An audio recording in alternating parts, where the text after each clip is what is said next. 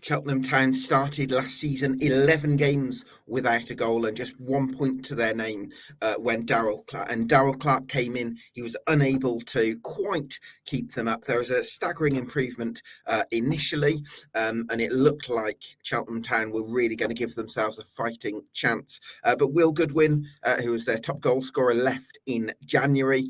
Adam Murray left for a National League North job as Darrell Clarke's assistant. And from then, Cheltenham Town weren't quite able to keep up their form as costly home defeats to the sides around them saw them relegated back to League Two. But a new man in the helm this season, Michael Flynn, takes charge, hoping to replicate his heroics as manager at Newport County after a couple of indifferent stints at Walsall and Swindon Town. Can he rebuild Cheltenham and get the Robins flying once again? That's what we're going to be discussing on this Summer Deep Dive.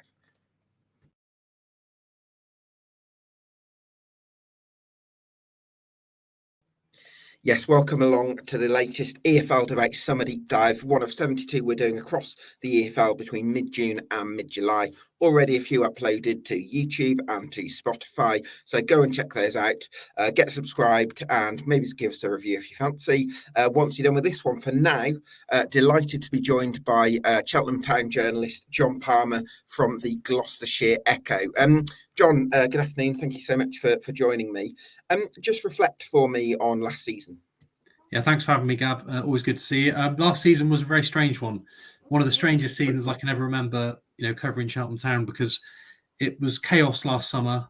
Obviously, lots happened this summer, and we'll get onto that. But last summer felt like it all happened a bit too late to recover from in terms of the amount of change that happened just before pre-season, with a lot of departures on and off the pitch. And I feel like Wade Elliott was put in an almost impossible situation. And we've chatted about this previously, that he probably did need to go 8 games into the League One season after the start Cheltenham had. But I do have a lot of sympathy for what he faced that summer. He did a brilliant job the season before. I don't subscribe to the theory that Cheltenham should have got rid of him earlier. Now, Darrell Clarke's points per game record would have kept Cheltenham up if he'd been there all season. Mm-hmm. I don't think it would have been fair to sack Wade after 4 or 5 games, personally. So they did make a good appointment in Darrell Clarke. He turned things around, like you said, very quickly, and agonisingly fell 2 points short plus goal difference. But for 20 minutes at Stevenage on the last game, one more goal would have kept Cheltenham up. And they just fell short. Obviously ended up losing that game and have gone back to League Two. But I think to stay afloat in League One for 3 seasons, the last time that happened, Cheltenham didn't really put up much of a fight in their 3rd season, and they dropped down without a fight, really. This time they fought all the way to the end, and that fan scene at Stevenage, they turned that in the numbers, made an incredible amount of noise, and there was no booing, there was no jeering at the end, there was no ill feeling, and that squad that got relegated won't be remembered as an embarrassment or as letting the club down. So I think they can hold their heads high, a lot of them, and it was just a shame they fell short. But in the end, Cheltenham were in the final relegation place, which is probably where everyone would have expected them to be when the season started. Yeah, yes, absolutely. So I think Darrell Clarke did an excellent job. Replacing him, Jon, is Michael Flynn. I know you've had the pleasure of speaking to him for the Gloucestershire Echo, and I from what you've put out there, you seem really encouraged by what you've seen from him so far. Yeah, definitely really encouraged. I've bumped into him on the circuit. Cheltenham played Newport a lot of times, and also faced him when he's at Walsall. And I've always found him a very polite and pleasant guy. That was the first time earlier this week that I got to properly sit down and have a good in-depth chat with him, and I was really impressed. I think he's a strong character. I think he knows. You hinted it didn't go brilliantly at Walsall or Swindon. I think this is a really important job for him, a bit closer to his Newport home, and in a similar situation that he's worked with before. He's not going to have one of the biggest budgets in the division. Certainly a lot of comparisons between Newport and Cheltenham. He's now got to sort of prove that he can do it outside the Newport. But I was really impressed with the way he came across, some of the plans he's got, his personality. I can see, a bit like Darrell Clarke, why the players will want to play for him.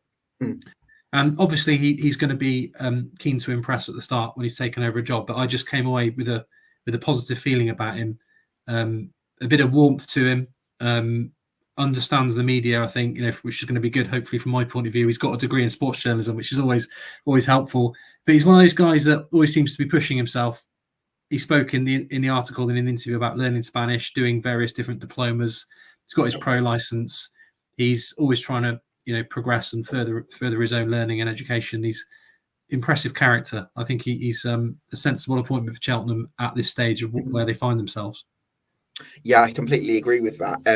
I think he's always worked his best with a core of experienced players, probably leaders as well, big characters who respond well to his leadership style, and that's obviously something Cheltenham have needed to replace with the likes of Curtis Davis, Sean Long, Liam Sercombe, all leaving the club.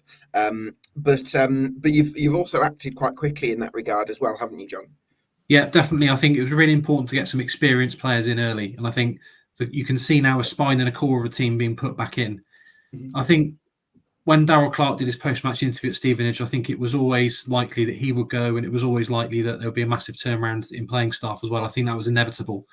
But to bring in Bennett, captain, leader, vast experience, obviously worked with Michael Flynn before, to bring in Haynes, left wing back, 28, good age, and has played a lot of games in the EFL.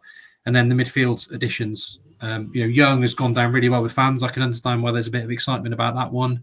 Mm-hmm. Been part of Wrexham's incredible journey, and I'm sure he's still got a lot to offer. Another captain, and then Harry Pell, bit of a fan favourite. And I think what's really important about Pell, it wasn't just a case of his relationship with Gary Johnson.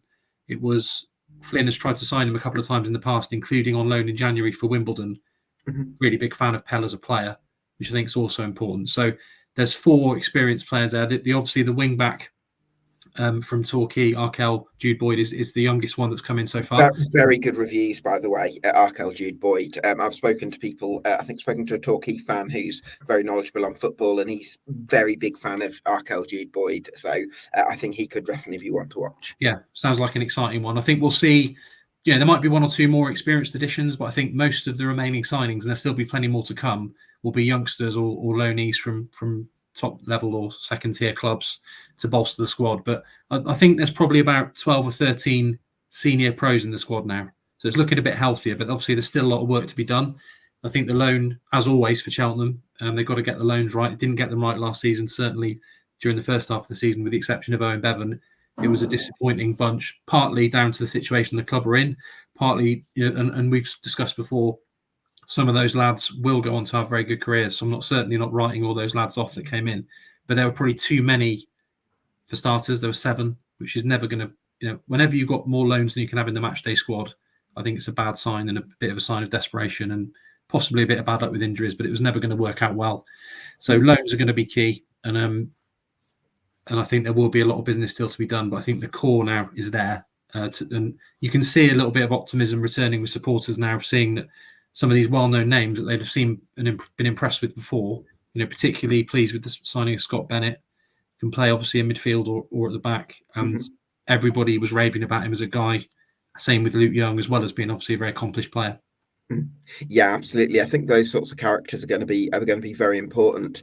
I'm going to start with the goalkeeping position, Jon, because it's obviously something you need to recruit for because Luke Southwood has gone. But you've got Max Harris there, who's been at the club for quite a while now. I imagine he's sort of not far off his mid-20s. So could this be a season where he might get a chance to impress in pre-season, and you never know how things might snowball from there for him?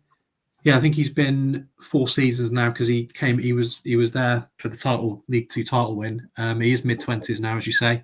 Mm-hmm. He's always got good reviews when he's been out on loan at Bath City, Western-super-Mare. I felt a little bit sorry for him when he went into the team last season for the trophy group games. And I think Cheltenham conceded 10 and didn't score any in that competition. And it wasn't him being particularly bad or anything like that, but you could see maybe that affected his confidence a little bit. It's his first proper taste of first-team football at Cheltenham. He'd only played 45 minutes in that competition during the League 2 title-winning season. He's had to wait a long time, and I felt like his confidence was damaged a little bit by those performances, really, in that competition. Whether he's ready to go straight in to be number 1 in a League 2 side, I don't know. He's probably at the age where a decision needs to be made on him. He has got 1 more year left on his contract. I've already sort of reported a couple of weeks ago that I think Joe Day's coming in a player coaching role. From obviously, He knows Michael Flynn very well from Newport, but I get the impression there will be another goalkeeper coming in. Whether that's to compete with Joe Day, to compete with Max Harris, whether they want 3, or whether Max might be loaned out again remains to be seen. But I think I don't necessarily see Max as being next season's number one. Yeah, I think that's probably fair. And I would imagine that from Max Harris's point of view, you either keep him on as second choice goalkeeper to start the season, or you loan him out. But I don't think he's going to want to be third choice goalkeeper at this stage of his career. Because he, like you say, he's done so well out on loan. But then the centre back position really intrigues me, John, because we've had this theme, I guess, of players having to step up and be the next sort of leader, if you like, because when other players have gone. And I'm wondering, do you think Tom Bradbury can be the defensive linchpin for Cheltenham Town this season? Yeah, you're absolutely right, Gab. So Lewis Freestone was brought in as a longer-term Will Boyle replacement, and he stepped up to that role particularly well. At one stage, Will Boyle was being kept out of the team by Jacob Greaves. Boyle was always going to be a key player for Cheltenham, and obviously he's gone on to do very well at some other clubs. I think Freestone leaving is a blow, but I think it was something that he wanted to play in League One, and there was a good offer, what the club considered a good offer for a player that only had 1 year left on his contract. So he's moved on. Bradbury last season played quite a bit in the middle, quite a bit on the left. I think he will be, what, as you described, a defensive linchpin next season. I can see him being a starter. I think he's done exceptionally well for Halifax in the National League. He showed a lot of signs of being a good defender in League One, although there were some difficult performances for Cheltenham against some of the top teams. That's no surprise. You're playing against teams that really belong, players that really belong top ends, or certainly middle of the Championship at times, with the likes of, Cheltenham found themselves up against last season. So I think League Two, with the way that he's developed, his attitude is spot on as well. Tom Bradbury, he's not, he lost 7-0 on his debut, and that could have been the end of him, really. It took him a while to sort of convince after that, and he wasn't the only one who had a difficult night that night, but he's come back strong towards the end of that first season. Last season, he's a brave player, good left foot, very good in the air. Not lightning quick, but I think in League Two, I can see him playing a lot of games in, and as you will know, Michael Flynn likes a back three, so I can see him either playing on the left or the middle, depending on what he decides to do with Bennett. And I'm sure there'll be a right side centre half, at least one more centre back to come to sort of a bit of. Obviously, there isn't even enough centre backs to make a back three at the moment, really. So there's going to be some more defensive additions, but the wing backs look pretty good with Haynes and Jude Boyd. Bennett could be used in either position, but I would probably say at the moment, looking at Cheltenham's midfield, he's probably more likely to be playing in the middle of the back three, or even on the right of the back three. But I'm sure there'll be another starting centre back to come in. But Bradbury, that left-footed hammer that he's got as well, just makes him that little bit more attractive for a manager. So, and he's another leader, really. He's got sort of, reminds me a bit of his attitude of Will Boyle, attitude-wise and maturity-wise, and obviously he's played quite a few games in the Football League now. So I think League Two will be something he's relishing the chance to prove himself and shine at.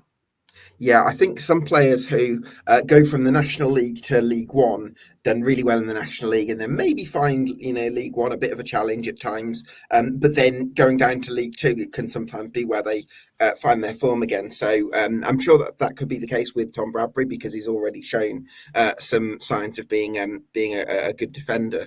I wanted to come to you on Jordan Thomas, John, because this is a really exciting right-sided player. But the question is, do you think he's going to play as a wing back? Because there's a school of thought that he's actually more of a winger, and that might suit him better in an ideal world. But obviously, Finn likes 3-5-2. Yeah, one of the most intriguing elements of the season is probably going to be, how does Thomas fit into Cheltenham's formation now? Because Clarke did try and left wing back a few times last season, and he started a game as a wide forward against Carlisle at home, and it didn't work. And I think Clarke made 4 changes at half time, taking off Harrop and Thomas. That nearly every game he came on and he made a positive impact. So I'm certainly not going to criticise him for that. And a lot of people had a bad night against Carlisle, which was one of the nights where it really cost Cheltenham in their survival bid. But he like you said, really exciting player. Last season he could do things with the ball, gliding past players, opening teams up that no one else in the squad could really do. Obviously, Circum had a really good season and scored a lot of goals, but Thomas, in terms of pure dribbling ability and getting the fans on the edge of their seat, you can see why they wanted him, and perhaps played more last season than Clarke would have originally thought when he brought him in as one for the future. I don't really see him as a wing back. So could he play as a number 10 in a 3-4-1-2? Could he But play then up do you front? take away some of that 1v1 ability?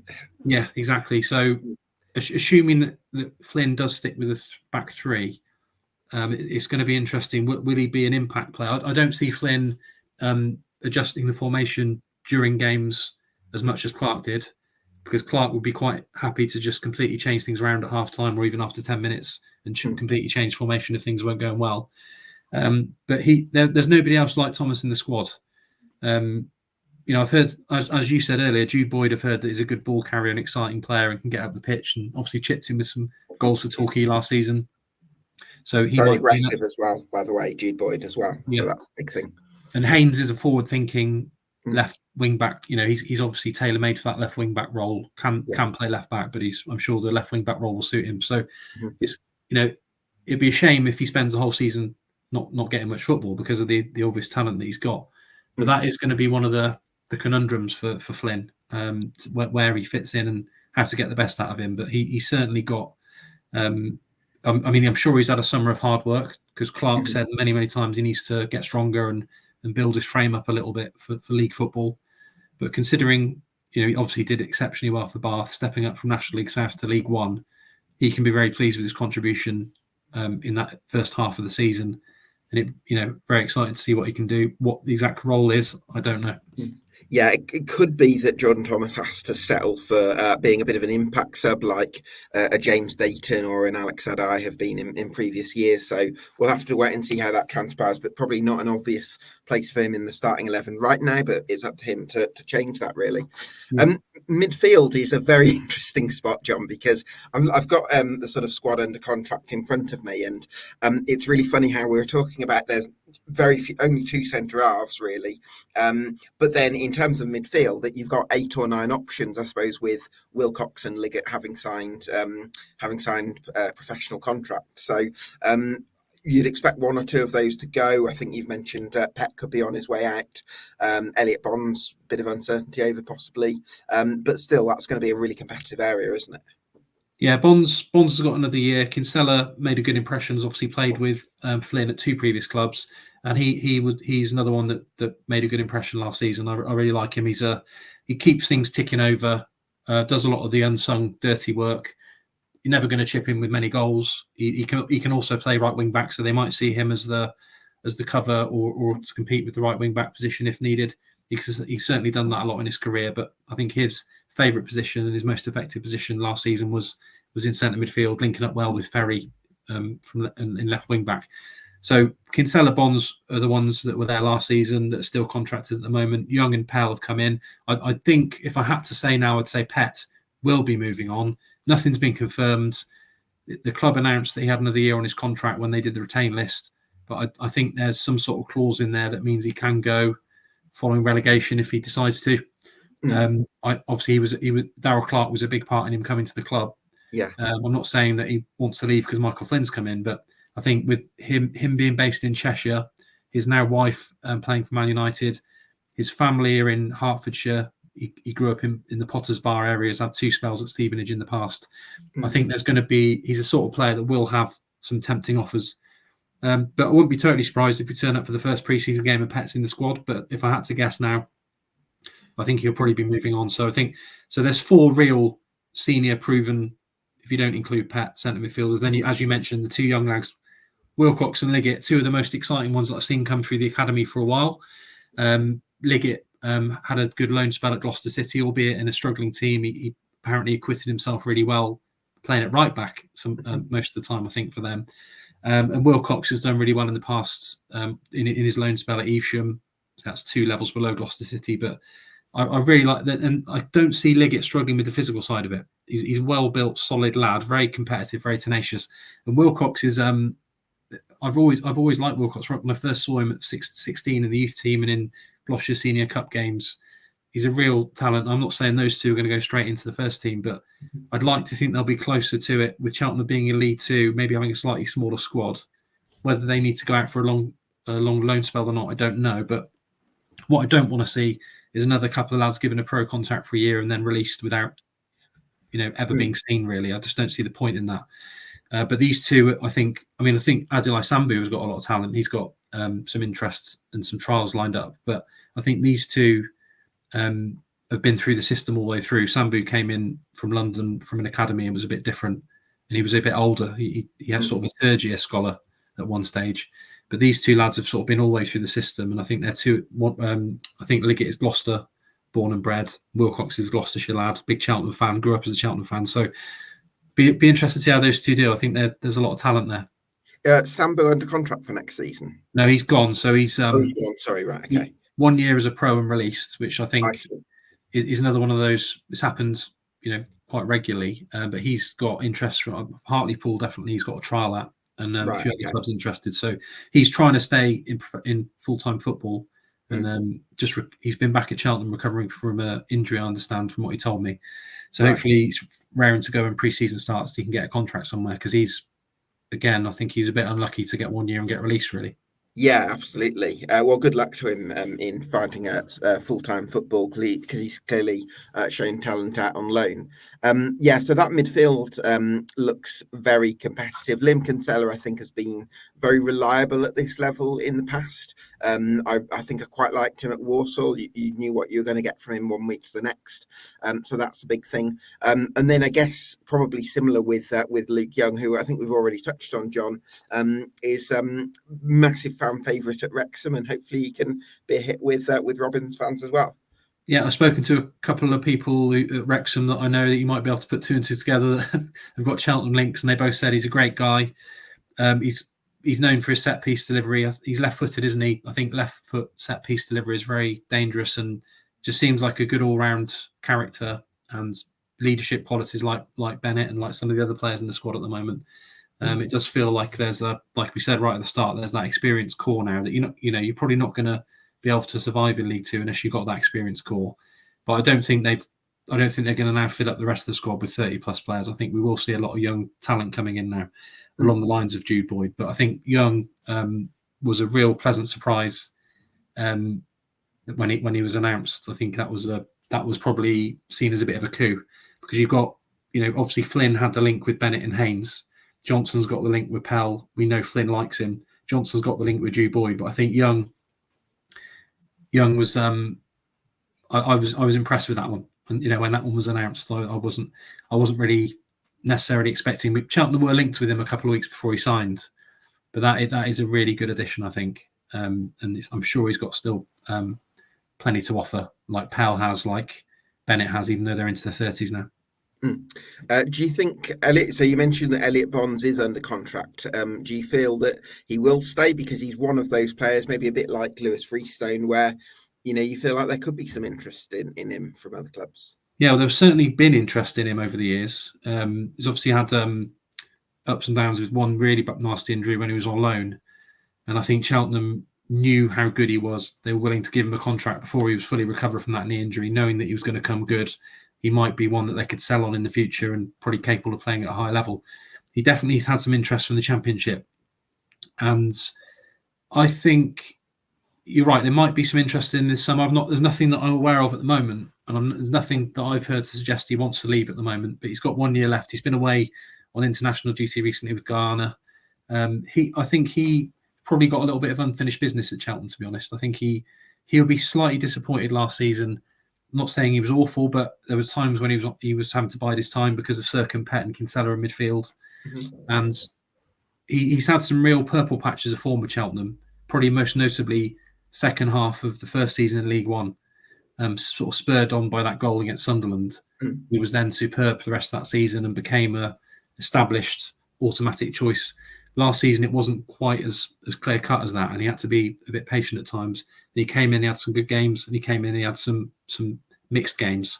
So I think he might feel he's got a little bit. This might be his year where he needs to really get people's attention again.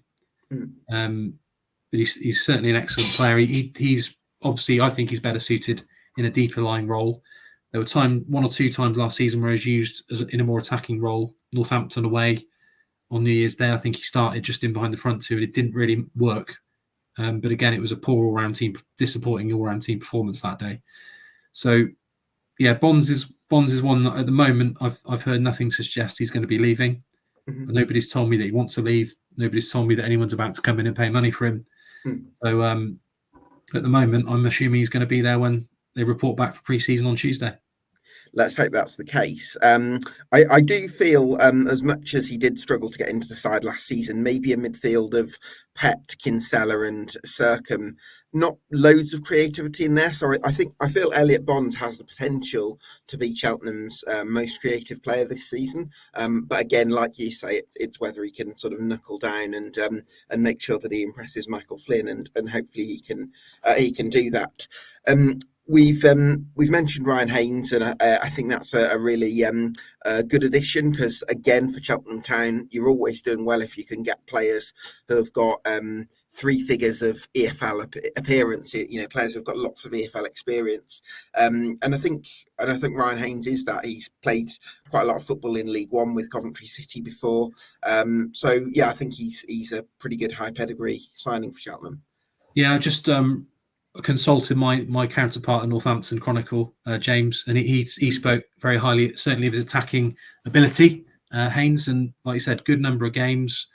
I think that's a really good League Two addition. Again, I think it's there's experience, know-how. He's been in successful teams before with Northampton, and has played higher. So yeah, left good, effective left wing back. Cheltenham are very lucky in the past, haven't they, with some of the players they've had there. Most notably Hussey probably, but yes, big fan of Ferry as well. Williams did all right at times, but I think, and they're not grown on trees. Good left wing backs. The energy that it takes, and and often we would have seen Ferry and Williams swapped during games, or it's an exhausting position, isn't it? So sure. I think to get that one ticked off was important, and the wing backs I think are looking good. I'm sure there'll be cover. And like we said earlier, Kinsella can play right wing back if needed, but I think Haynes is his position at left wing back at the moment to make his own and show what he can do. And yeah, one of the 5 signings that I've been really impressed with all of them so far. Yeah, Jude Boyd, by the way, can play either side as probably primarily on the right, but he can play on the left. So then striker position. Matty Taylor finished last season injured. Do you know? Remind me what the state of play is with Matty Taylor in terms of. Matty Taylor has got 2 years left on his contract. He scored 7. He did have a hamstring injury, but they managed to rush him back, and he did score another couple of goals. I mean, obviously, he started brilliantly with his goals, and he did score on the final game of the season, and really showed how good a finisher he is during the time he was fit. If he'd stayed fit for the whole time. Obviously, Keena chipped in with an important winner away at Fleetwood and things like that, and Nuttall scored a couple and got better as he got fitter. But I think if Taylor had stayed fit through the whole second half of the season, I think Cheltenham would still be in League One. He was that good. He came in having not played that much football for Forest Green this season, and just start scoring straight away. Unbelievable goals out of nothing as well. And he's one that I'm sure will, if he can stay fit. Obviously, that hamstring hopefully will now be fully recovered and everything. Because I think he was basically playing on one leg for a bit towards the end of last season. But he should score a lot of goals in League Two, all being well. He always has scored goals. It's funny that Cheltenham rejected him when he was playing for, I think, Didcot, or he's playing non-league in Cheltenham. Might have been Northley or one of those clubs that gave him a trial in a Gloucestershire Senior Cup game and decided not to sign him. And obviously, he went on to do well off Forest Green and then get his move to. And do particularly well under Darrell Clarke at Bristol Rovers, Bristol City, Oxford. He's always scored goals, and what a brilliant career he's had. There's a few people questioning his age when he came in and the length of the contract, but what he showed in the games he played last season, it's fully justified. And I don't think too many strikers would have had that strike rate coming in the January move last season that he had in a team that were up against it for a lot of the games they're playing. So, yeah, he could be a key man. Yeah, I was probably one of the doubters because he didn't have great reviews at Forest Green from the first half of the season, but he's certainly proven me wrong because he's made was a great addition and provided that clinical edge that I think you needed after Will Goodwin left. But obviously, if you're going to start Matty Taylor up top, he's probably not got quite the legs that he had previously, and obviously, I think it meant when Taylor replaced Will Goodwin, it meant that George Lloyd had to do the running of 2 strikers, if you like. So I guess you're going to need a really high work rate from the other centre forward. But I think you can get that possibly from Rob Street, who will be looking to have a bit of a resurgence into first team contention under Michael Flynn. Yeah, I think from what Darrell Clarke said towards the end of last season, Street should be fine for the start of pre-season. I think he's probably had a no break. He's probably been working hard throughout the summer on that knee. Freak injury. I think he trod on the ball away to Derby, and that's what ended his season. But he obviously he wasn't prolific last season, but he scored the all-important first goal against Derby at home, and he is. There are some similarities between Lloyd and Street just in terms of the work rate. Obviously, he's a good size. He's quite tall. I wouldn't say he's a target man, but he's a worker. He covers a lot of ground, and Taylor is so sharp in and around the box. Like you said, he might not be doing the most amount of running in the team, but he just comes to life when he gets the ball in the box. He's so clever with his touches and his movement. Street has been told in the past, including by I think Steve Cottrell at Shrewsbury and Wade Elliott, that he needs to get in the box more and stop doing all of his good work outside of the box. But he's a very selfless player, a bit like Lloyd. So those two could potentially hit it off together. And obviously you got Keener as well, who is a hard-working player, although he had his struggles last season with only getting one goal. But he's a hard-working player, and another one that's contracted, club record signing, started off so well in his first half of the season 2 years ago with Alfie May up front, and they hit it off together brilliantly. So he might fancy League, that he can start scoring regularly again in League Two. So those three, and then you've got the young lads King and Obieri. King is a pro. I'm pretty sure Obieri's a scholar now, but he's already signed like a pre-pro. Whether he's a good size, Sapuru, so whether he can get close to the squad or be on the bench remains to be seen. But at the moment, there are three. I'm sure there'll be, with Lloyd now going to Shrewsbury, there'll be at least 2 or 3 more, well, 1 or 2 more starting strikers to come in, I would say. That'd be really interesting to see how that shapes the competition then, John, because one thing I'm really curious about, you mentioned Aidan Keener there, didn't have quite the season that he might have been hoping for last year after such an impressive second half of the 22-23 campaign. But I also feel like when you play with a sort of a flat midfield three of 3 sort of industrious, experienced midfielders, you kind of miss a bit of someone who can create between the lines, and if it offers something a bit different. Do you think there's a world where Aidan Keener can find a bit more of his 22-23 form and actually come back into the equation and maybe be that number 10 behind the front two, so a bit like a 2 and a 1 in midfield? Yeah, I think that role could suit him. That role would have been Liam Sercombe's for nearly all of last season, and I think Pell has actually played in quite an advanced role since he left Cheltenham. I think he's played almost as a second striker for Accrington. I think he's played certainly from goal kicks that he's often really high up the pitch. Yeah. So that's how he operates. Yeah. So he will. He's still got very long legs. I think he's still got the legs to get forward. And I don't think Pell certainly isn't a deep line midfielder. He'll be all over the place. Still got that athleticism. I know he's putting extra hours in pre-season to try and get himself fit, but he's always been one of the top runners. So he might have a say in that, supporting role that Sercombe did so well in last season, considering the lack of goals Cheltenham scored. For him to get to double figures with a couple of penalties involved, but still get to double figures and sweep the board in the Player of the Year awards, he was very good throughout the season. You're right, there's a vacancy there now. Lloyd could do that role. He's obviously moved on. Taylor, there are some similarities between Taylor and Keener, and Clarke often commented on that. That Keener reminded him of Taylor. This is before Taylor signed for Cheltenham. That he reminded of Taylor of old at Bristol Rovers. But I think Keener could. He is an intelligent user of the ball. Obviously, he wants to be in the box. He wants to be finishing chances, and he's shown 2 seasons ago that he can finish. But it's something that they could look at. But I would say at the moment, I would expect Pell to be sort of. If Pell's only 32, I don't think he's sort of going to need to be manage that much in terms of minutes. I can see him with the trust that Flynn really seems to rate Pell, and obviously he's got a long association with Gary Johnson as well, director of football.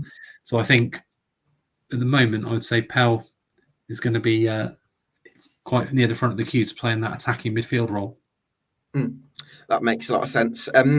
Do you think this could be Tom King's year, because he's obviously a very highly rated young striker? He's previously been in the England under-18 squad, which shows you how highly rated he is. I don't know whether he's going to get poached by one of the vultures this summer, but if he does stay around, could there be a chance for him to really have a breakout season? Yeah, I think he came on Shrewsbury away first game of last season, partly because Cheltenham hadn't quite got their recruitment done and they were a bit low on numbers, and he got chucked on by Wade Elliott on the opening game. I don't think Clarke saw him as being ready physically for League One football, and it was interesting that Sapuru Obieri was actually on the bench ahead of King at times during the back end of the season. But he is an exciting talent. It's probably an overused word for young lads that are 17 and breaking through, but he is genuinely very raw, because I think he was quite late to take up the game seriously. He was quite a talented rugby player. I think probably scrum half. Grew up in Dursley in South Gloucestershire area, and went and was surrounded by rugby and was quite talented at that. Obviously, an exceptional football talent as well now, and that's fast forwarded. And he's got his England under-18 caps. He's had top-level clubs looking at him. I know there's been some 21 opportunities, and Nottingham Forest are watching him very closely 2 seasons ago. The amount of goals he was scoring for the youth teams and that sort of thing. So again, whether he's ready to go in and play regular League One, somebody's going to have a breakthrough season. Whether it's Thomas starting every week, slightly older obviously, and been around a bit longer, but still very new to professional football. Whether it's King, whether it's Obieri, Jude Boyd, I'm sure with his Torquay loan experience is going to be a lot more ready. But some of these young lads, somebody's going to make a big impact, because there are going to be opportunities. Gary Johnson is, with Michael Flynn, shaping this squad. They've got an experienced core, but there's always young players with something to prove in a Gary Johnson team. And some of them work. Moisa being the best example from a Cheltenham point of view ever. That's obviously one of the great examples. Some of them haven't paid off, but he will have young, exciting talented players trying to prove themselves. And I think Flynn will know that as well. They can't afford to have 11 players with 500 Football League games under their belt. It's just not going to happen. It probably wouldn't want to happen anyway, because you need that youthful exuberance and stuff. But I think there will be that balance, and I think a lot of the remaining signings will be not punts, but there'll be players that have got something to prove or haven't quite been given a chance yet. And then King could come into that bracket. I'm sure he will play during some of the pre-season friendlies, and he does catch the eye because he's got a little bit of magic. He can beat a player. He's so sharp. I'm sure he's been working hard throughout the summer as well. Yeah, absolutely. I think with the way Michael Flynn manages, he definitely needs some players who can kind of translate that to the younger players in the dressing room, because when it's just the manager saying something, it can be harder. Whereas if you've got other experienced players kind of backing him up, and then his job becomes easier. So I'm kind of encouraged by that sort of blend of youth and experience. And like you mentioned, hopefully Sapuru Obiero could possibly earn some minutes next season as well, with, like you say, the promise that he's shown. So talk to me about bringing in Gary Johnson as director of football, because he's someone who's got managed 1,000 games in his career, so certainly going to bring some experience. Yeah, and obviously he's got a link with the club from his previous managerial experience, and a promotion on his CV at the club as well with the National League title. And I think there are some sort of shades of 2015 going on at the moment, because you've got Gary Johnson at the club, you've got Aaron Downs with him as assistant manager to Michael Flynn. Obviously, Downs was Johnson's first signing in the summer of 2015 when he put together that title-winning team from scratch. And then you've got Harry Pell coming in as well, who was an important player in that team. He was sort of described by Johnson that summer as the marquee signing, and I think I'm right in saying he was the only player on a 2-year deal that season in the National League. So that's how highly they regarded him. Everyone else was on a 1-year deal. We have to get promoted and then we'll look at it. But Pell was the only one who got a 2-year deal. So it sort of, almost feels like a bit of nostalgia there with those three coming back. But obviously there was no director of football last year. Mm-hmm. Mickey Moore moved on and Russell Milton was given the head of recruitment role. Mickey Moore had started as head of recruitment and then evolved into becoming the club's first director of football. And did a very good job. And he will always be able to look back and say that while he was at the club, Cheltenham just finished what it will be looked back on as a golden period. Even though a lot of times in League One are tough, some of the games, the wins over Ipswich, the incredible draw with Sheffield Wednesday, beating Portsmouth a couple of times. They shouldn't be forgotten, and they won't be. Albeit Cheltenham are always going to lose more games than they won in League One. So he'll be able to look back with pride on what he did, and I think Cheltenham would have probably been quite keen to have him back. But he's obviously got another job now, and he's moved on, and he's contracted at Shrewsbury, and I'm sure he's got a big project on his hands there working with Paul Hurst. Mm-hmm. So they decided, this was before Darrell Clarke went, they were going to bring in a new director of football. That was the model they were going to go down. And I was sort of expecting it to be a director of football with a young head coach and go a bit younger again. Because Michael Flynn is a manager, and he's been given the title of manager. He's got a lot of games under his belt. Yeah. He's in his 40s. He knows what he's doing. He's been there and done it all before. And there might be a couple of questions. Does Michael Flynn need a director of football? But I think Gary Johnson's role will be primarily getting the players in that Flynn wants, or bouncing ideas off each other. I don't think he'll be running the show. And it was interesting to hear what Flynn said in his interview, that he's making the final decision on signings, not Johnson. I'm not sure whether that was the case when Mickey Moore was director of football and Wade Elliott was head coach. Right. I think it might have been Mickey Moore possibly making the decisions, although Wade would obviously have been happy with them, and they've been on the same page in terms of what they're looking for. Because I think there has been one player that Johnson wanted and Flynn said no. So I think that's a good sign. I think that's a good sign, because I think Flynn is a strong character who knows what he's doing. But I think Johnson can definitely get players in, and Flynn will know what he's looking for and what type of character and what type of attributes he's looking for. So it's going to be fascinating. It's going to be interesting. It feels like a new era with the new director of football, new manager, new assistant manager. Although the assistant manager is changing quite a lot in the last year or so. Yeah. As Russell Milton moved on, they've had, obviously, you mentioned Adam Murray. Mm-hmm. He definitely made a big impact with the style of football under Clarke. Hugely, yeah. And it was looking good. Ian Barraclough, high caliber CV, very good bloke. Can't argue with what he's done in the game. And now we've got Aaron Downs, who's a Johnson disciple, isn't he? He's worked with him since they left Cheltenham. He's been at Torquay with him. Also, it didn't go particularly well for them at Torquay. I know there's been off the field issues there, but he's somebody that Johnson has always backed, always trusted, always given opportunities to. So Flynn is sorry. No. Well, I was just wondering, John, is there a possibility that Flynn might have wanted somebody like Wayne Hatswell, who's been his assistant at previous clubs, as opposed to somebody like Aaron Downs, who does feel a bit more like a Gary Johnson selection? Yeah, it's a very valid point. And I asked Flynn the very same question during the interview the other day, and he said that Hatswell has got the opportunity for another job. He's got a 1-year-old son, and he's working for the Welsh FA, and I think there might be an opportunity to make that more of a full-time or permanent role. I see. So he understood why Hatswell wasn't going to be coming to Cheltenham, but he said, will it be strange? Is he a bit gutted? Yes. Mm-hmm. Working with, I'm sure nobody can convince me that Michael Flynn's first choice for the role was Aaron Downs. But I think Gary Johnson would have said, here's Aaron Downs. This is what he's all about. Have a chat. And Flynn did speak very highly of Downs. Flynn said he got on well with him. He's been impressed with his work rate so far. Downs, as former Cheltenham Town club captain, and they seem to be getting on well. They seem to have hit it off. But Downs is a nice guy, good guy. But I personally believe that Downs was always going to be involved somewhere.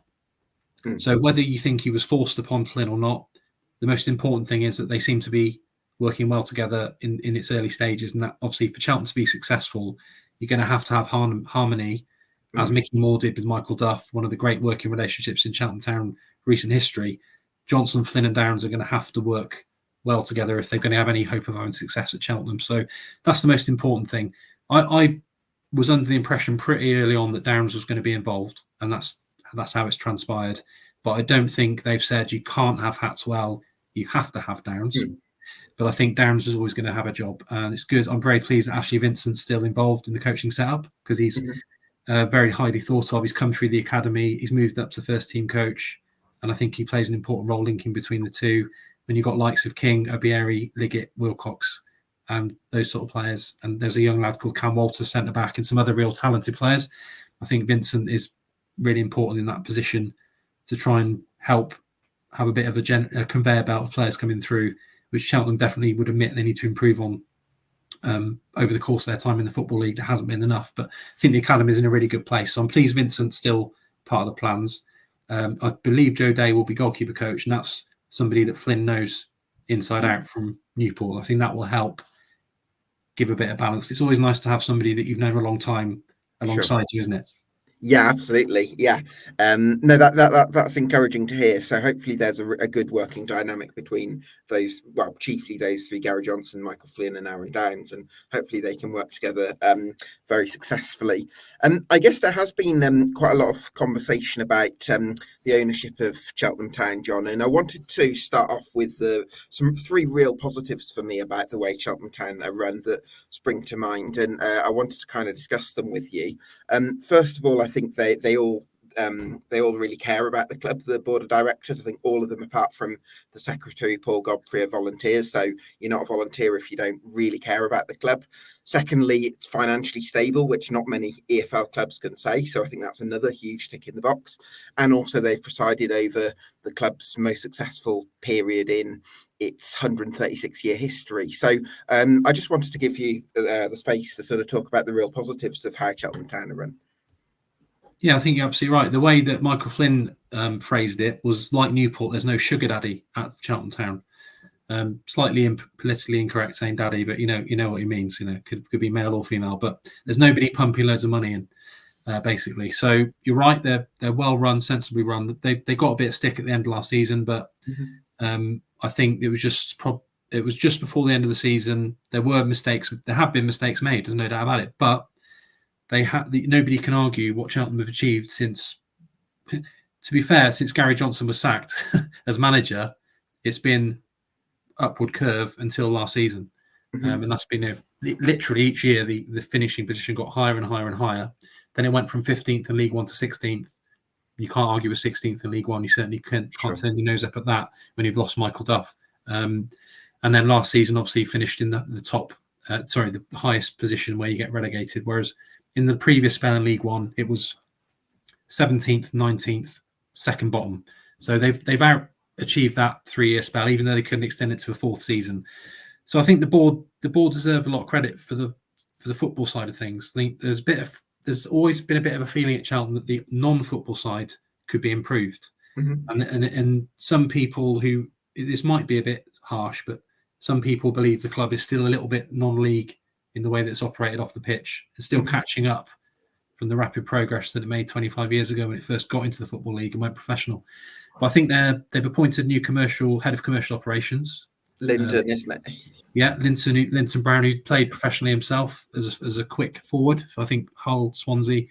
Obviously knows football. Haven't met him yet, but I've heard that he's ambitious, driven, and hopefully can pick up the commercial side, because I don't know exactly why, but when Richard Morris left that role to go to Swansea, he wasn't replaced. So last season, Cheltenham didn't have a commercial manager. Obviously, they've got a commercial director in Paul Bentz, who's announced that he's leaving this summer. So there's going to be a couple of changes on the board this summer. I think there's somebody new coming in soon and a couple of departures. But I think having a lead commercial full-time member of staff is going to make a big difference this season as well, because when Cheltenham were relegated in 2015, they appointed John Finnegan with a bit of help. He put in a great job and helped bring in a lot of important revenue during that National League winning campaign. So that was an area that definitely needed looking at, and I think they've addressed it. So I think they can hopefully look forward to slightly more impressive commercial performance this season, albeit one level down from where they were last year. I don't know why the decision was made not to appoint somebody in that role earlier, but at least they've addressed it now. You're right, the board are all fans of the club who give up their time, and people who see a couple of bad performances and say sack the board, I just don't understand what they expect. Who's going to come in with that level of, because they've all got areas of expertise. Now, if you can think of somebody who's going to be better at what they do, have more time and pump some money in, they'd already be on the Cheltenham Town board. There's no way they're turning people away that want to help and invest.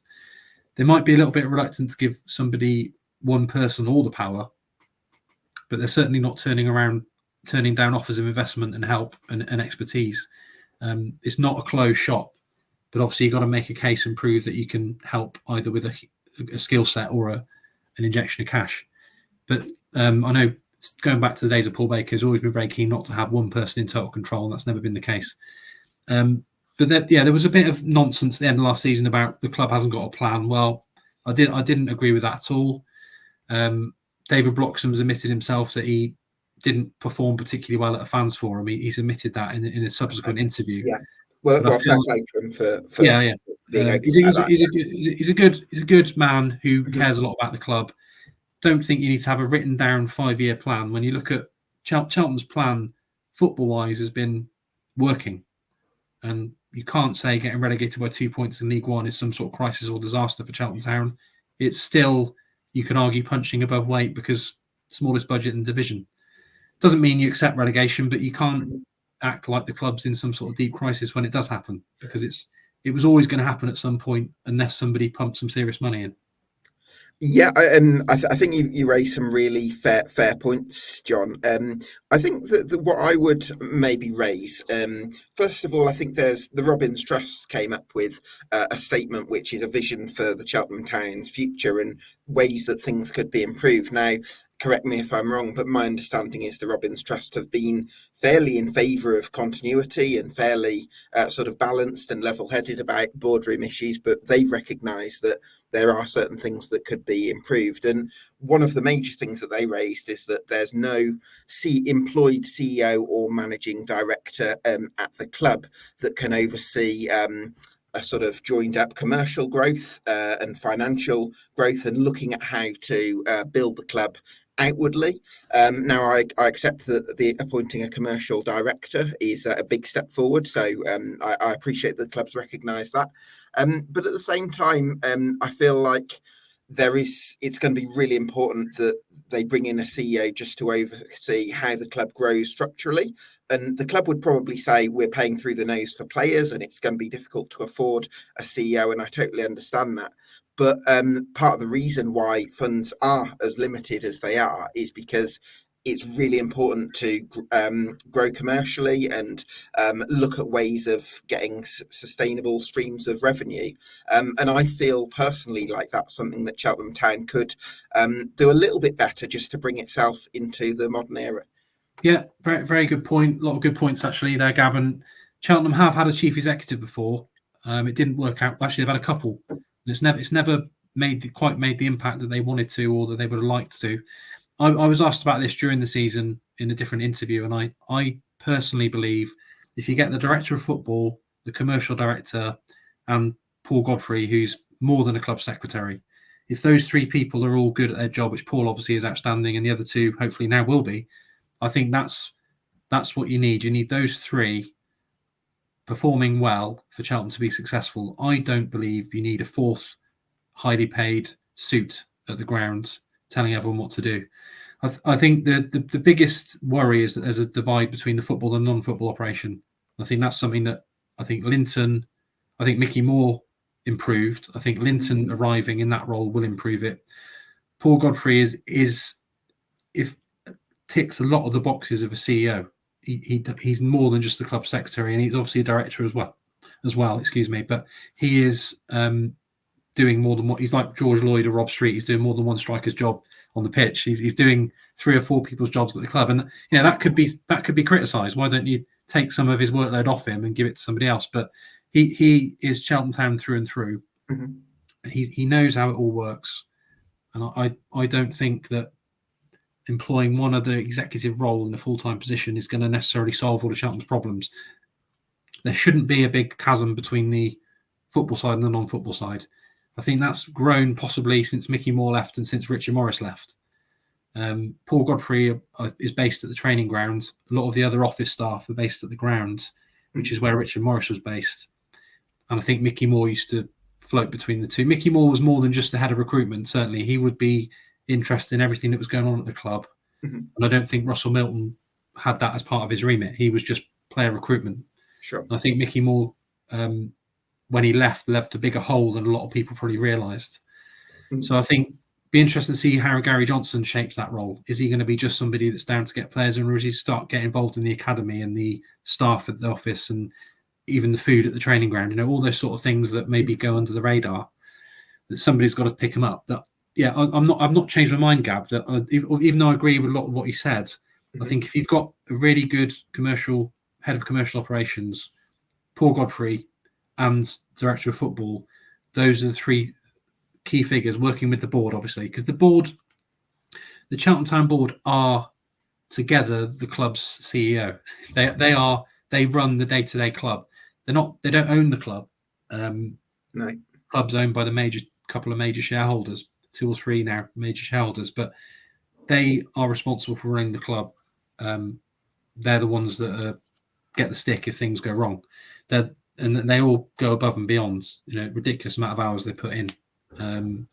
So it is an unusual setup to have neither of the 2 biggest shareholders on the board. The Robbins Trust are, I think, now the 3rd highest shareholder. Obviously, they got a representative on the board, and Paul Baker has reduced his shareholding, but still retains a decent sized interest in the club. But because Simon Keswick has been a director in the past, but not since probably about 2009. I think it's when maybe 2009 he stepped down. When he's well into his 80s now. Sure. But those guys, if they were performing poorly, the major shareholders could get rid of them overnight, remove the board of directors, and put their own people in to run the club. But they've probably done as well as anyone could expect it overall. I'm not saying they're perfect. I've defended them quite a lot with the Alfie May decision. I've been quite defensive of that one because Alfie May told them he was leaving the club and put them in a very difficult position. Some people will say you should have forced him to say, should never have sold him for that amount of money, and that's why Cheltenham got relegated. But I've tried to analyse it as much as I can. I don't think Cheltenham really could have done much different in that situation. But they have made a lot that could be seen as by a lot of people as a terrible decision. I can understand that. But I have defended them on that. There's other things they've got wrong. But they've got more right than they got wrong. And then they are club's best interests at heart. And I don't think it needs a chief executive in title to run the club, personally. Okay. Well, I'm not sure I entirely agree with you, but massively, goes without saying, I massively respect your view as a voice on Cheltenham Town. So I really appreciate your honesty and sharing that.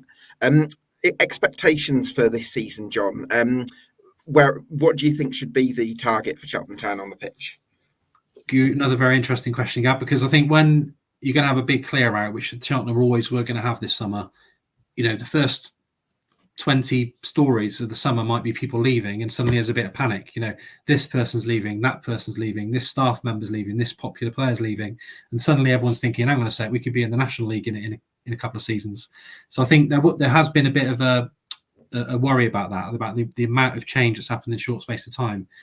But I think now with Pell, with Bennett, with Haynes, with Young, with some other additions, exciting right wing back coming in, I think there's now suddenly a little bit more or a calmness among the fan base a little bit. But I still think there's still a massive job to do when you have this amount of churn over a summer with so many new people in different roles and so many new players coming in, because the players are back in for pre-season on Tuesday. And I think there might be some players in before that or shortly after that.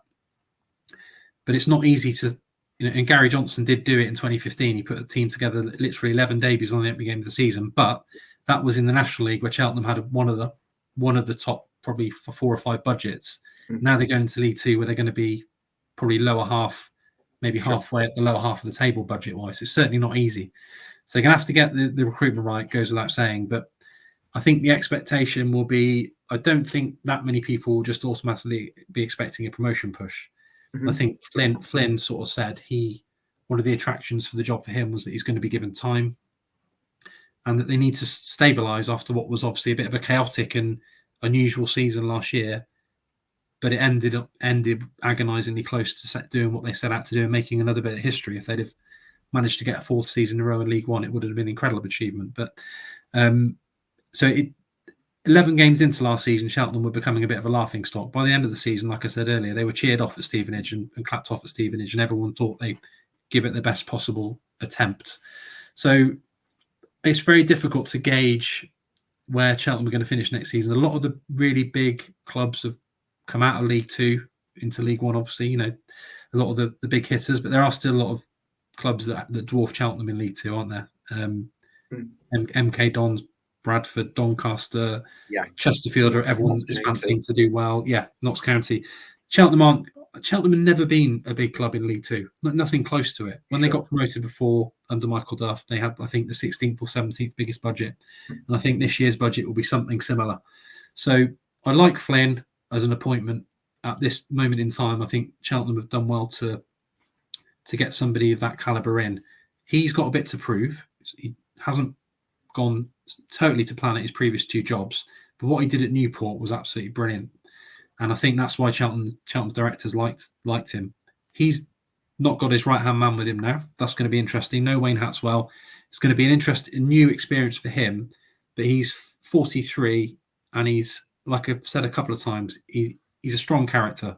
He's not going to be pushed around. He's not a shrinking violet. He's not going to be trampled on. I think he's a bit like Clarke. You can see why players will roll their sleeves up and give it their all for him already just after meeting him once.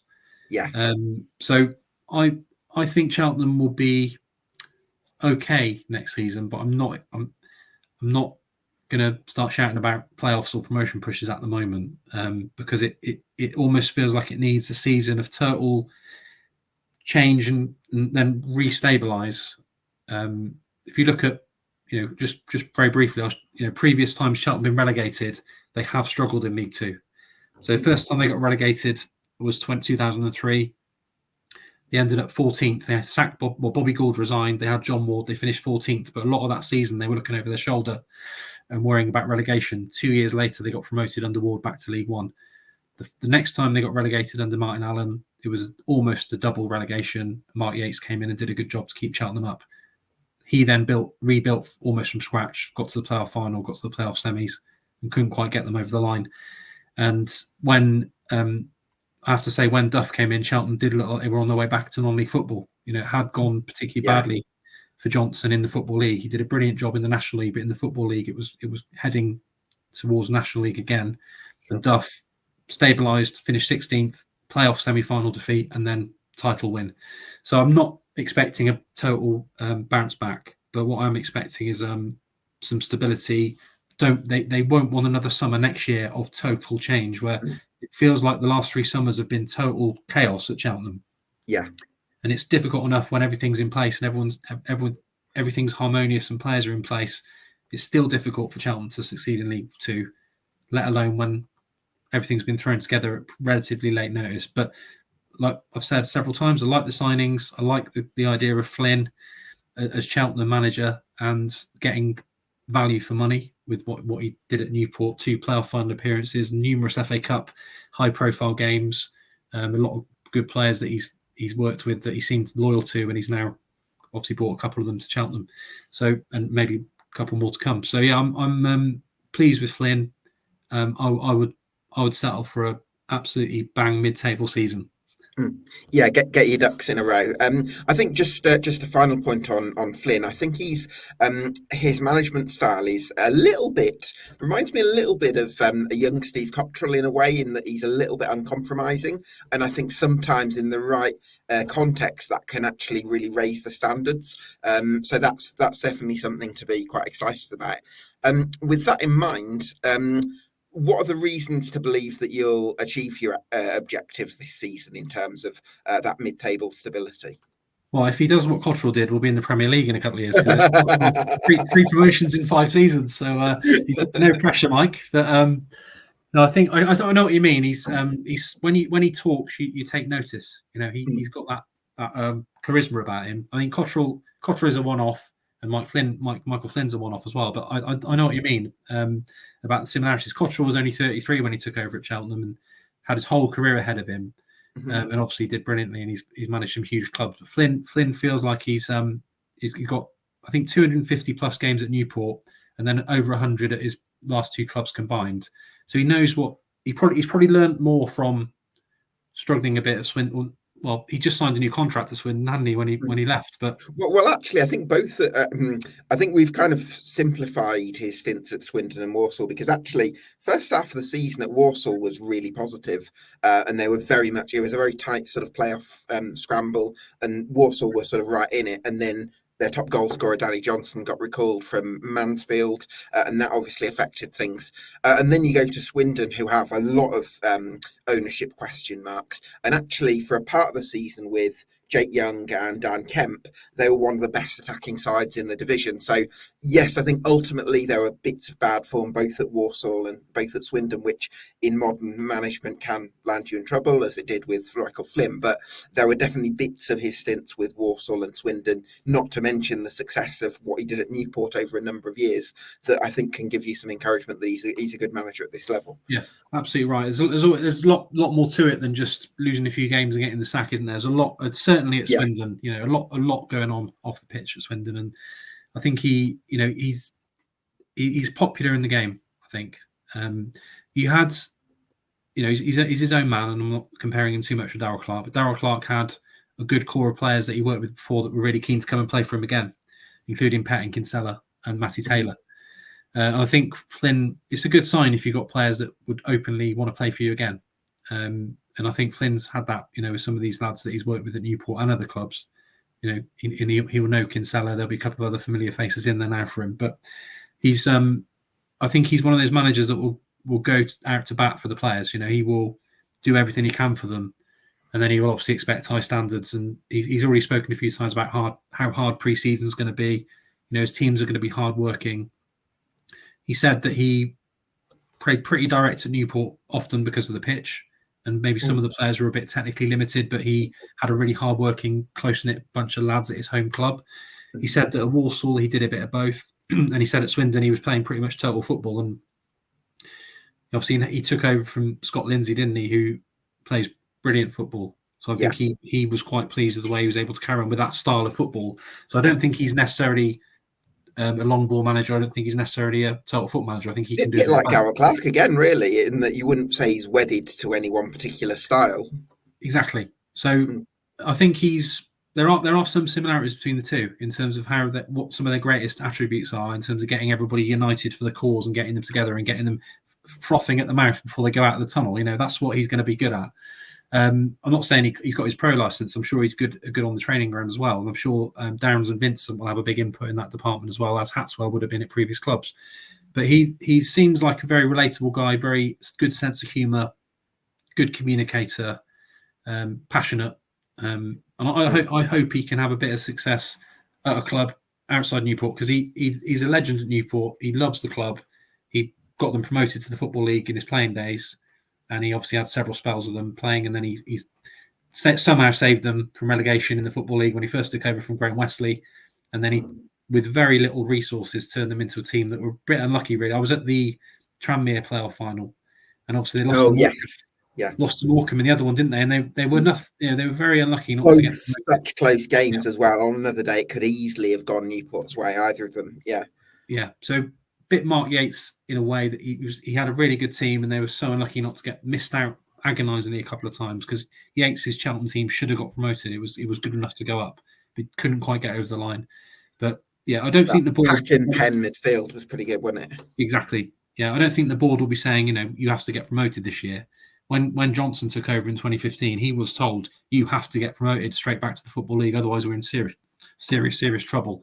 And he will always be remembered fondly for that achievement. He then didn't quite do it in the Football League, but Cheltenham shouldn't be a League Two struggler. But then, by the same token, they shouldn't be expecting to get promoted from League Two. They've been in the Football League, apart from one season, for 25 years now, since 1999. They belong in League Two, but it might take a year or two to just get things going in the right direction again. To be honest, League One football really does test Cheltenham's ability to function as a football club. It's a step too far for them, really, budget-wise, crowd-wise, history-wise, the wages they can offer for players. They get promoted with a really good team, and then it's just a matter of time before those players often get picked off and get other opportunities elsewhere. So it doesn't get any easier for Cheltenham in League One. But Cheltenham in League Two, they are going to be sort of in the same market for players as a lot of clubs now. It's a realistic level for them. They shouldn't be struggling in League Two, but also they've got no divine right to be challenging for promotion to League One. So I'm hopeful that Flynn's attributes and his experience can hit the ground running next season. And I do like the look of the early signs of the squad, but the loans this is going to be interesting to see what they can. He's had some great loans in the past, and he's had, just to name one, he had Ben White, didn't he? I think on loan at Newport, and yes, there's loads of other good ones that he's had, of course, but that was interesting that he had him on loan at Newport, and obviously Johnson has used the loan market well in the past as well. Yeah. So I'll be fascinated to see. That's the big area of improvement for me. Whether Cheltenham are League One or League Two, the loans last season were underwhelming. The Mickey Moore loans previous couple of years were massive, had a massive say on the season. Owen Bevan is one that I was really impressed with, and Nuttall did all right in the end, despite having a tough start. But there weren't, Shepherd and Smith at the back from Hull and Barnsley respectively. They are players of real potential, but I would say, you haven't reached the level of Finn Azaz, Callum Wright, Jacob Greaves, Matty Pollard, these type of players. Aaron Ramsey, even though he struggled to get in Cheltenham's team for a while, obviously a huge talent. So that was one of Mickey Moore's greatest strengths. Let's see what these guys can do now. It's a new era, but the loans are going to have to be good if Cheltenham are going to be anywhere near looking up towards that top 7. Yeah, absolutely. As I ask all my guests on these podcasts, Jon, reasons for doubt as to whether you'll achieve your ambitions for next season? Reasons for doubt are the amount of change, I would say. It's difficult. We know that Bennett has had a good career. We know that Young has had a good career, and they're both spoken about very highly as characters. That probably gives you the best. I'm just using those two as an example, but that probably gives you the best possible chance of knitting a dressing room together quickly. Pell is a big character in the dressing room, and some of the lads that are already there, will not meet a better lad than Liam Kinsella, for example. And it is very difficult to throw a new look team together and start getting results. It's pretty relentless, isn't it? Once the season starts, you don't. If you have a bad start, Cheltenham had an extremely bad start last year, but it's very difficult to turn it around if you have a difficult start. So the amount of churn, the amount of change, the amount of different people in different roles, even, they're going to have a new fitness coach, new goalkeeping coach. I think the recruitment analyst left to go to Cardiff, fitness coach left to go to Bristol City. Joe Day will be the new goalkeeper coach, got a new manager, new assistant manager, new director of football. So there's a lot of uncertainty, but there are people in there with a lot of football experience. The dynamic between Johnson, Flynn and Downs, there's got to be some doubt about that at the moment because they haven't worked together before. Sure. And Michael Flynn's going to his first managerial job without his trusted lieutenant in Wayne Hatswell. So that's going to be an interesting one. It is a doubt. I think they can work together, but it's going to be an interesting dynamic. Yeah. And I think just history tells you that it's difficult for Cheltenham dropping from League One, but they've sort of had that mentality of every week they're trying to cause a cup upset, basically, with a lot of the clubs they're playing against. Now they're going to be in a division where the fans are definitely going to expect more wins. And it is, I haven't mentioned them yet, but look at the example of Forest Green last season. They dropped to League Two and they've dropped again. I think they will come storming back now. Yeah. But they have had back-to-back relegations, and there's other clubs that have gone down twice in a row or gone down, struggled, and then dropped. Albeit some of them have got off the field issues that Cheltenham haven't got. But sure. It's that change of mentality now. We belong in League Two. We're not a small fish in League Two. We might not be a massive club in League Two, but in League One it was always every game felt like they were trying to cause an upset, and it's going to take a mentality switch. But there's so many new people coming in, there'll be that freshness.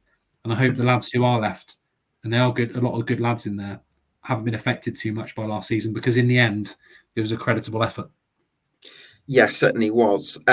So too early for a prediction, because I think a lot can change between now and the start of the season. But give me a number between 1 and 10, Jon, to denote your level of optimism for the 24-25 campaign for right now. I'd say a couple of weeks ago it was 2. Now with some of the, I mean, you're absolutely right. There's going to be a lot of business done between now and the start of the season. So once the recruitment's finished, I think we'll have a better idea. But I think optimism levels have definitely risen with Flynn, the way that he came across. I know it's only an interview, and you're going to be you're going to be trying to impress in your first interview. But I was just really impressed with him. I've done a lot of those, welcome to the club interviews, and I thought he convinced me that he's going to be a good acquisition for the club. So my expectation levels are probably, optimism levels have probably gone from a 2 or 3 up to a 5 or a 6, eagerly anticipating what else is done in the transfer window before I go any higher. Right, well, we'll have to wait and see. Jon, it's been so great to get your insight. Thank you so much for your time. I really do appreciate it. Thank you to you for watching at home. This has been the EFL Debate Summer Deep Dive on Cheltenham Town. We'll see you again very soon.